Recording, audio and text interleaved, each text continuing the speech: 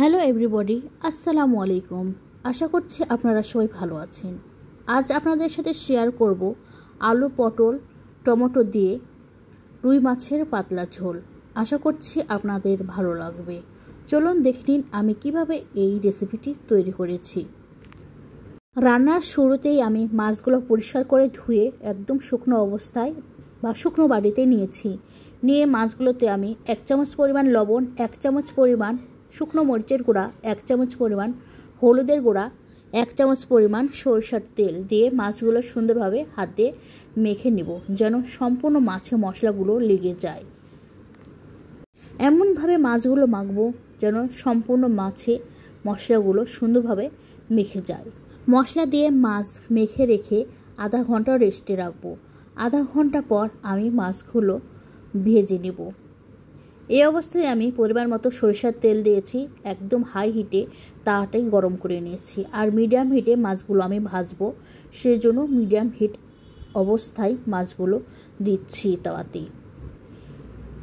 এক এক করে মাছগুলো দিব যেন তেল ছিটে গায়ে না পড়ে।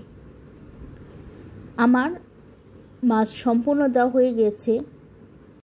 মাছের এক পিঠে যখন ভাজা হয়ে যাবে তখন অপর পিঠে ভাজার জন্য মাছগুলো এইভাবে উল্টে দেব, যেন দুই পিঠেই মাছের বা দুই পিঠে যেন সমানভাবে মাছটা সুন্দরভাবে ভাজা হয়ে যায়, যেন কোনো অবস্থায় মাছটা কাঁচা না থাকে।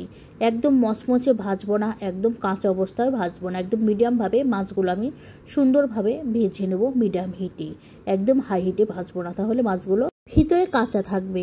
পেঁয়াজের বেরেস্তা করে নিচ্ছি, ওই চুলায় মাছ ভেজে নিচ্ছি আর এই চুলায় পেঁয়াজের বেরেস্তা করে নিচ্ছি। আমার পেঁয়াজের বেরেস্তাতে লাগছে পেঁয়াজ আর তেল, আর লাগছে শুকনো জিরা বা গোটা জিরা। আমার পেঁয়াজের বেরেস্তা তুলে নিয়েছি আমি। এখন পরিমাণ মতো সরিষার তেল দেব। তেলটি গরম হয়ে গেলে এখানে আমি মিডিয়াম হিটে চুলার তাপ মিডিয়াম অবস্থায় রেখে আলু ও পটল দিব, আর 1 চামচ পরিমাণ হলুদের গুঁড়া দিব। দিয়ে এই আলু আর পটল সুন্দরভাবে ভেজে নেব। একদম লো হিটে আলু পটল ভাজবো না, একদম মিডিয়াম হিটে আলু আর পটল ভেজে নেব, আর হাই হিটেও ভাজবো না। সুন্দরভাবে এভাবে উল্টিয়ে পাল্টিয়ে আলুগুলো ভেজে নেব, যেন কোনো অবস্থায় কোনো দিকে বেশি আর কোনো দিকে কম যেন না হয়।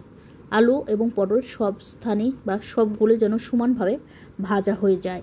যখন এরকম আলু আর পটল ভাজা হবে ঠিক ওই অবস্থায় আমি কুচি করে রাখা পেঁয়াজগুলো দিয়ে দেব।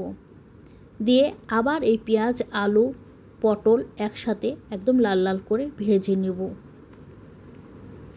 আমার তেলের পরিমাণ একটু কম হয়ে গেছে, সেজন্য আমি আরেকটু তেল অ্যাড করছি। আপনারা যখন রান্না করবেন তখন আপনারা চাইলে সবজির পরিমাণ কম কিংবা বেশি দিতে পারেন, তো সেই অনুযায়ী আপনারা মশলা ব্যবহার করবেন কম বেশি। তো আমি যেরকম সবজি নিয়েছি ঠিক সেই অনুযায়ী, আমরা যেরকম মশলা খাই ঠিক সেই অনুযায়ী আমি মশলাগুলো এই রেসিপিতে ব্যবহার করব। প্রথমেই আমি এখানে 1/2 চামচ জিরা গুঁড়া, 1/2 চামচ ধনিয়া গুঁড়া, 1 চামচ শুকনো মরিচের গুঁড়া, 1 চামচ আদা বাটা, 1 চামচ রসুন বাটা, 1.5 চামচ লবণ দিয়ে আবার এই মশলার সাথে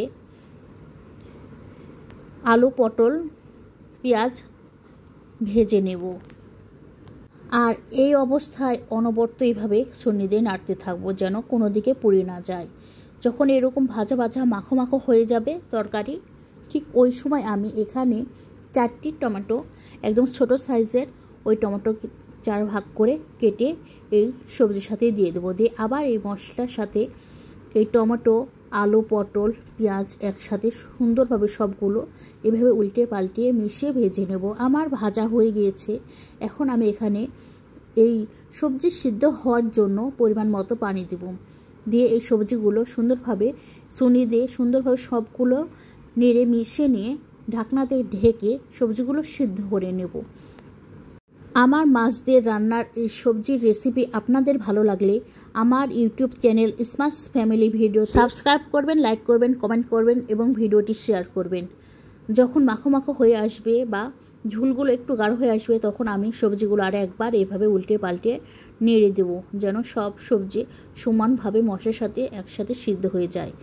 দেখেন আমার সবজিটা অনেকটাই সিদ্ধ, মানে পুরোপুরি সিদ্ধ হয়ে গিয়েছে। তারপরও আমি আরেকটু ঢাকনা দিয়ে ঢেকে ঝোলগুলো আরেকটু গাঢ় করে নেব। আবার আমি এই ঢাকনা দিয়ে ঢেকে 4 মিনিটের মতো এই সবজিটি রান্না করে নিয়েছি। আমার ঝোলটা অনেকটাই গাঢ় হয়ে আসছে আর সব সবজি সুন্দরভাবে সিদ্ধ হয়ে গিয়েছে। এখন আমি এখানে 1 মগ পানি দিয়ে ঝোল দিয়ে দেব, কেননা আমি এই মাছটির বা সবজি দিয়ে পাতলা ঝোল রান্না করব। সেজন্য এখানে 1 কাপ বা 1 মগ পরিমাণ পানি দিয়েছি। এখন আবার ঢাকনা দিয়ে ঢেকে দেব। তরকারির ঝোলটা যখন এরকম ফুটে উঠবে তখন ভেজে রাখা মাছটি আমি এই তরকারির উপর দিয়ে দেব। সব মাছগুলো এই তরকারির উপর দিয়ে আবার ঢাকনা দিয়ে আমি ঢেকে দেব। আর আমার এই রেসিপি আপনাদের ভালো লাগলে আমার ফেসবুক পেজ স্মার্ট শ্যামলী কিচেনে লাইক, কমেন্ট, শেয়ার করবেন এবং পেজটি ফলো করবেন। মাছ দেওয়ার 2 মিনিট পর আমি আবার এইভাবে ঢাকনা তুলে মাছগুলো সমানভাবে তরকারির সাথে নেড়ে মিশিয়ে দিয়েছি। দিয়ে আবার ঢাকনা দিয়ে আমি 5 মিনিটের মতো এই মাছটি রান্না করব।